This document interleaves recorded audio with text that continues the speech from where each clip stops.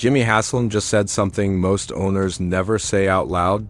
During what should have been a standard press conference introducing Todd Monken as head coach, Haslam paused. And then he said this: "There are all kinds of information out there, and all due respect, a lot of it not accurate." He wasn't answering a question about media. He brought it up himself. This wasn't a slip, this was intentional. And if you know how NFL ownership works, you know what that means when an owner starts publicly questioning the accuracy of reporting about his own team. Something upstream has already shifted. The question isn't whether Haslam is frustrated, the question is, what does he know that Cleveland media doesn't? Well, first of all, I didn't pick him. Okay, we picked him, all right. But I say that we, capital we.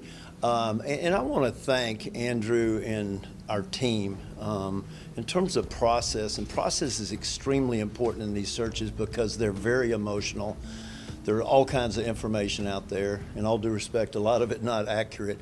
And so by having an organized, disciplined process, which we stuck to, and I think the first coach, whoever hires the first coach or the second coach, is not necessarily the winner. 2 years from now, nobody will remember whether Todd was the 7th or 8th coach hired, whatever he was. What's count is, did we get the right guy? And I think our team laid out a good process, and I think we were disciplined throughout that process the entire time up to last Wednesday when we announced Todd as our head coach. And what do you like about the way that you do it that includes the tests and asking guys to do, fill out? Yeah, I think you have to be really careful to just weight everything on the interview, okay? Because sometimes strong personalities sell better than other personalities, and I think when we put a lot of confidence in references, and we probably had 30 references on everybody, and obviously you put more confidence in some references by how high they are up the totem pole, okay?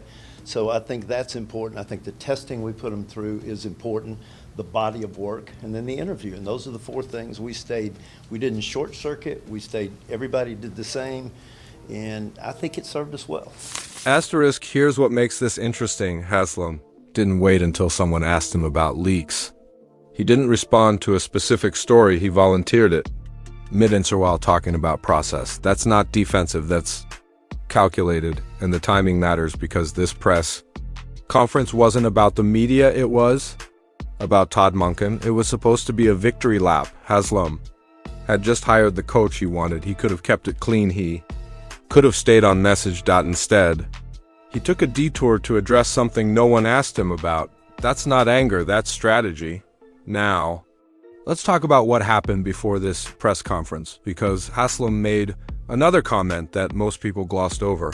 He said Todd Monken was at the top of the list the entire time, that the search lasted 20 days, that Monken was leading the pack or in the front pack the whole time. But here's the thing, that's not what Cleveland media reported. During those 20 days, local reporters were all over the place, different names, different timelines, different frontrunners, and when the Monken hire finally broke, it wasn't a Cleveland reporter who announced it. It was Adam Schefter. Haslam noticed that, and based on his comments today, he's not thrilled about it. So now you have to ask, why does he care? Owners deal with bad reporting all the time. They ignore it. They move on. They don't bring it up unprompted during a press conference unless something else is going on, which brings us to the part no one's talking about yet. Haslam also said this: "We had a disciplined process, we stuck to it, and I think the first coach hired, or the second coach hired, is not necessarily the winner 2 years from now. Nobody will remember whether Todd was the 7th or 8th coach hired." That sounds like a defense, like he's responding to criticism, but here's the thing. Most of that criticism came from media who thought the Browns should have hired someone else, or that the process took too long, or that they were embarrassing themselves. Haslam just publicly dismissed all of it, and he's doing it because he thinks the reporting wasn't just wrong, he thinks it was misleading, possibly on purpose. That changes the dynamic, because if ownership believes local media is no longer reliable, they stop giving them access. They stop returning calls, they start working around them. And based on how this Monken hire played out, that may have already started. Asterisk, let's talk about how NFL teams handle media. When they don't trust them anymore, it's not dramatic. It's quiet, they don't announce it, they just stop cooperating, stories dry up. Insider information disappears and suddenly, national reporters are breaking news about your team before your own beat writers hear anything. Sound familiar? Because that's exactly what just happened with Monken. Schefter broke it, not Cleveland. And Haslam didn't seem bothered by that. In fact, he seemed fine with it. Which tells you something. The Browns may have intentionally kept Cleveland media out of the loop. Not because they're petty, but because they didn't want the narrative shaped before they were ready to announce it. Now, here's where this gets interesting, because during the press conference, Haslam was asked about accountability, about player development, about why those two things were so important in this search. His answer: when JW and I interviewed 30 or 40 players, if you said give me one common word, it was, we need more accountability. That's not a coaching philosophy, that's a diagnosis. And it tells you what the players actually said behind closed doors. They didn't ask for a specific scheme. They didn't ask for a big name. They asked for someone who would hold people responsible, which means last season wasn't just about talent. It was about structure, about follow-through, about consequences. And Haslam just told you that publicly, which means he wants you to know he wants that message out there.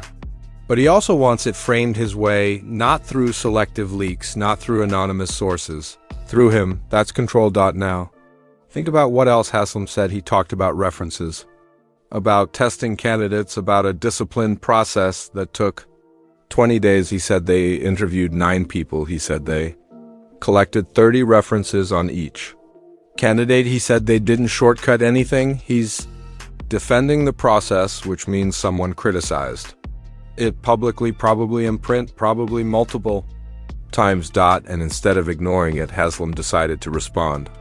Not with anger, with precision. He laid out the entire methodology. He explained why it took as long as it did. He justified every step, and then he said, I think it served us well. Translation: we don't care what you think, we got the guy we wanted and we did it our way. That's not just a response to media. That's a boundary being set. And once an owner starts setting boundaries with local media, the relationship changes, because now they have to ask themselves, do we keep pushing or do we risk losing access entirely? Most won't push because access is everything. So they'll adjust, they'll soften, they'll wait for the scraps. The Browns are willing to give them. And Haslam knows that what happens next. The Browns don't announce a new media policy. They don't hold a press conference about it. They just start operating differently, and local reporters have to figure out the new rules in real time. Fewer leaks, fewer unnamed sources, fewer reports about what's happening behind closed doors, and when news does break, it'll probably come from national guys first. Because the Browns can control that relationship better. They can work with Schefter, they can work with Rapoport. They don't have to deal with local reporters asking follow-up questions in the hallway. It's cleaner that way, more controlled. And based on Haslam's comments today, that's what they want. Now, let's talk about what didn't get answered, because that's actually the most telling part of this entire press conference. Jim Schwartz.